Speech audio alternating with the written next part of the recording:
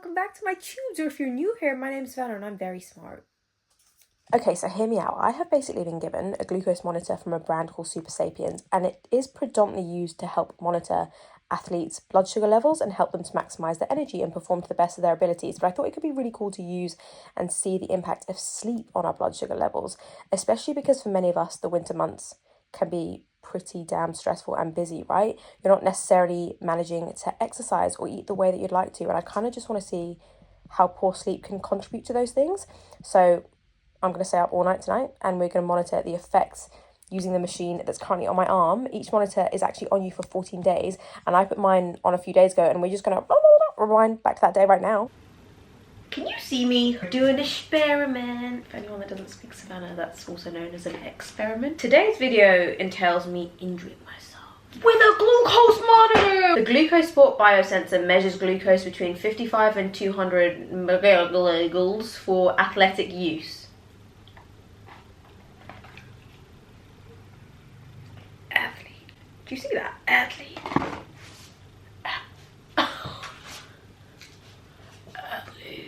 I'm pretty sure this requires you pricking yourself. I'm not pricking myself with that snack. BRB.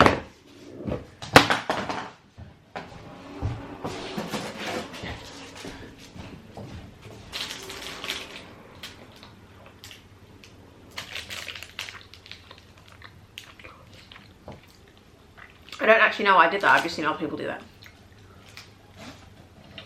Number 1, select site.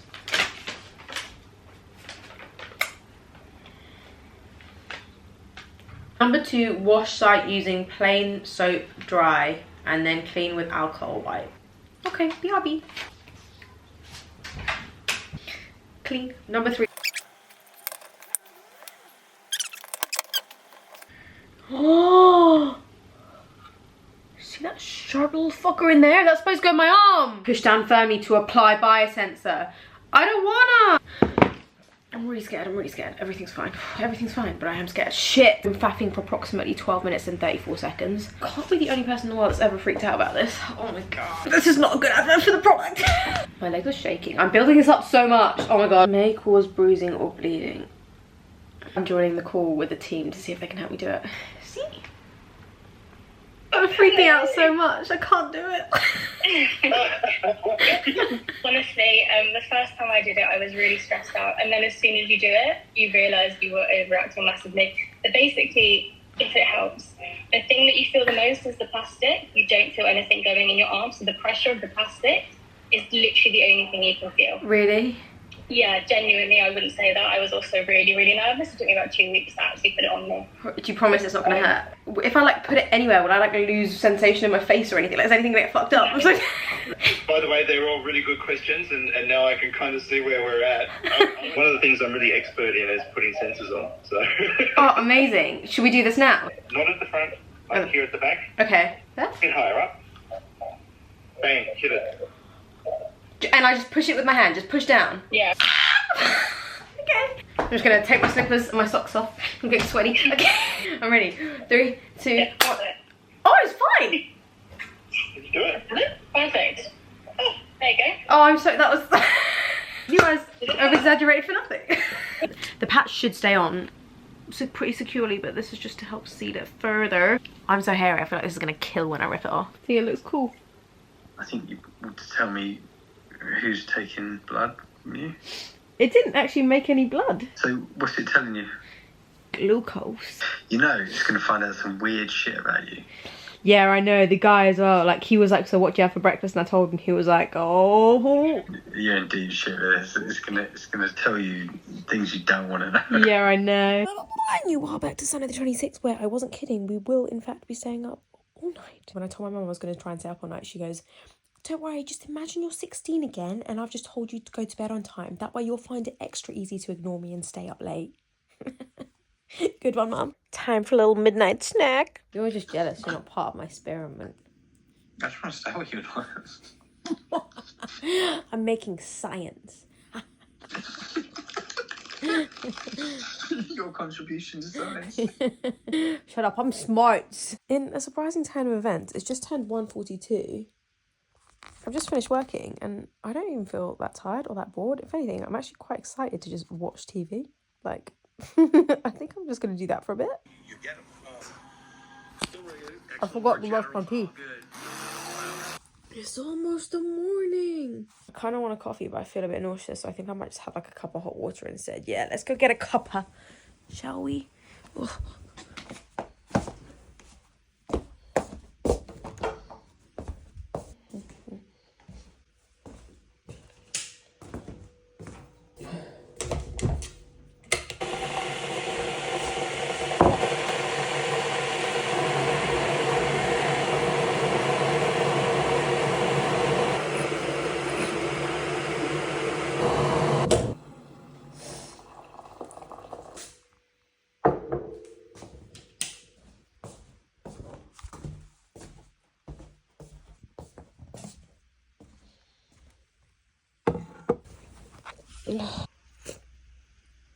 Refreshing. You guys, we made it to 6 a.m. It's literally taking my whole soul to not shut my eyes right now.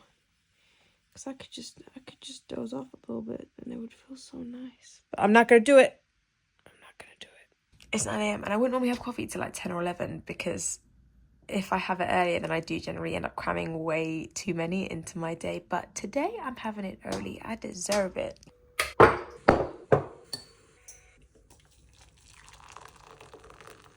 You know what? Of course this would be the case, but I feel like shit.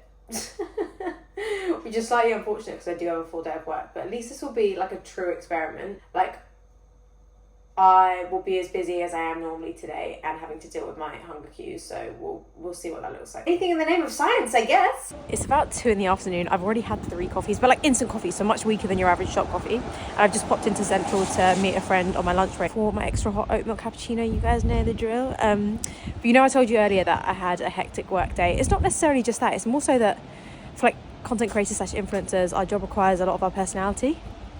And like today, showing up and just like displaying any kind of lust for life is extremely draining. Like I really don't have much energy, so yeah, I need that coffee, and hopefully that'll perk me out. Otherwise, we're already the majority of the way through the day, so chuffed with that. I have been eating a lot of sugar today. Like the only thing I've craved today is sugar. To be honest, I think the only thing I've actually eaten is sugar. I'm really excited. Okay. Cheers. You guys, I got back at around 4:30 and I had a brand deal that I was supposed to film, but like in every outtake I just look miserable and angry and irritable. And I did try eating because I have been starving all day, but all I've wanted is sugar. And I did actually think that that would have given me more energy than it did. It literally did sweet FA.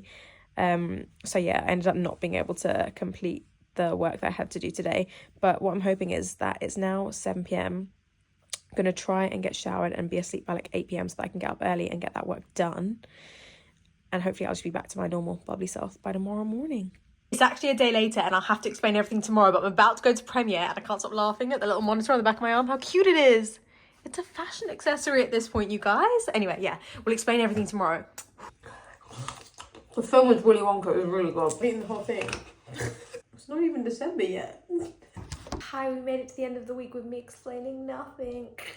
I am about to jump on a call with a scientist from the brand that gave me this glucose monitor, and he's going to tell me what he saw throughout the data. But I can tell you off the cuff that the day after I didn't get any sleep, I felt terrible. So I didn't sleep on Sunday night. Monday felt awful, just snapped the whole day, mainly on sugar to be honest. The following day, I felt almost back to normal, but I still predominantly just wanted sweet things. And then from day 3, so from Wednesday onwards, I did feel pretty much back to my normal self, but I did really prioritize sleep. So I think on the second night, on Tuesday night, I got over 11 hours, which I'm aware not everyone can do with like a busy schedule and with kids. Yeah, I slept a lot on Tuesday night, but yeah, let's jump into this call now.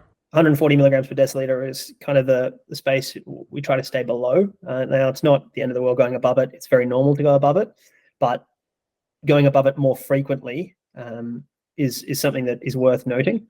And the time spent above that is something worth noting because that'll indicate a couple of things. One could be, you're eating a lot of stuff that will push you that way. So more processed foods, more refined carbohydrates, sugary, those sort of things.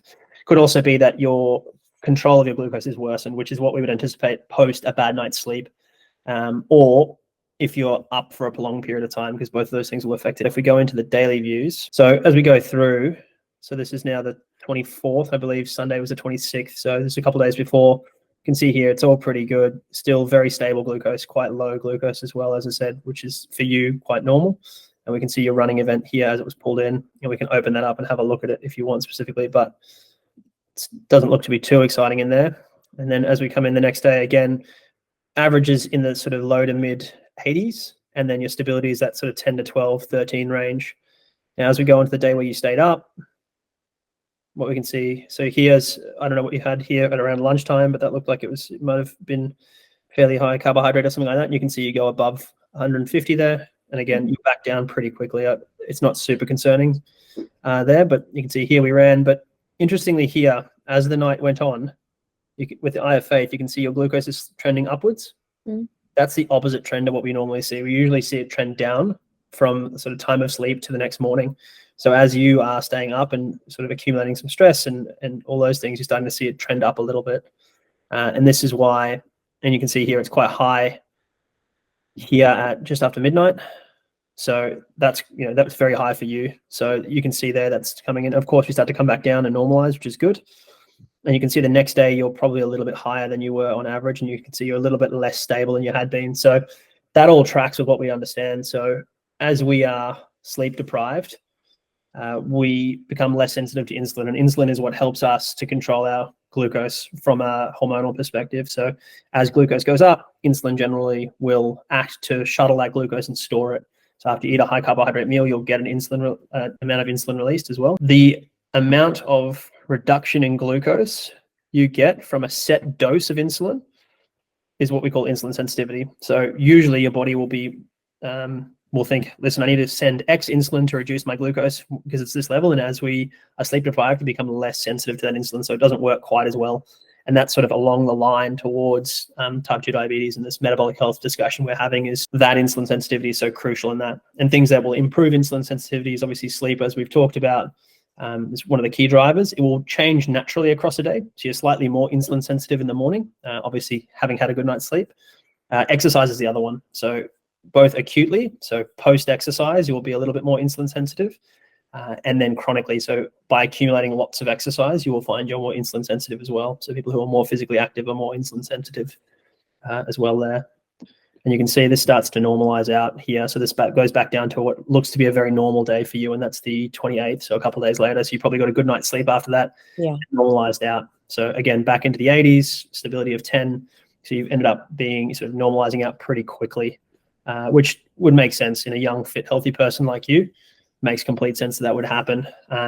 But in considering that overnight stuff, there's the effect of the night itself, which, as we saw, sort of went up, and that's part of why night shift work is so dangerous for health. And the World Health Organization considers it a form of carcinogen, so it's linked with cancer. And then similarly, the next day, that metabolic consequence of effectively jet lag, but in the worst case, right, circadian misalignment, you then become less insulin sensitive. You have more high glucose, and again, yours wasn't particularly high because you have very low glucose, but that high glucose can do some small amounts of damage in the blood vessels as well. So it's not particularly alarming. Quite literally, that next day, all I ate was a Kit Kat, a coffee, like a biscuit. Like it's all I craved all day. It was literally just sugar and carbs. So that's pretty normal.